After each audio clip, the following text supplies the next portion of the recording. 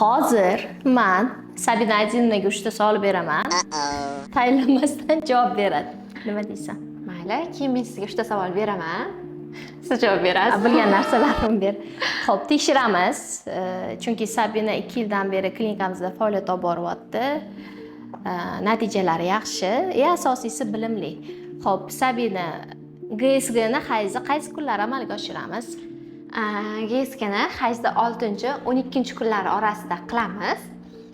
Faqatgina mazok analizidan keyin analizlari yaxshi chiqsa 6-12 kunlar orasida qilib yuboramiz.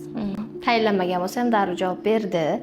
Xo'p, keyingi savol PRPni qaysi holatlarda ayolida qo'llaymiz?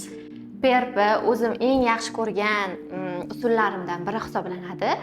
Ayollarimizda asosan bepushtlikda endometriy qavati pastligida hamda tuxumdondan sifatli follikula chiqarish uchun qilamiz. Xo'p, eng dolzarb savollardan biri, juda ham ko'plar so'raydi, shu o'rinda bilib olishadi, ma'lumotga ega bo'lib olishadi. Bepushtlikni ayoldagi eng asosiy sabablarini sanab o't ber, o'zing bittalab.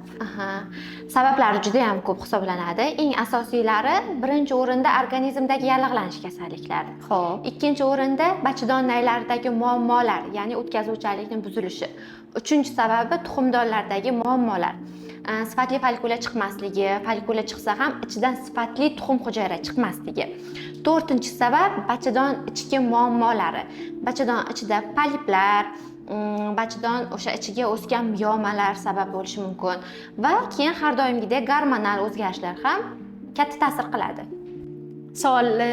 Savollarimni javobi yuqorida faqat bachadon ichidagi sinyaga to'siq unutdi-ya.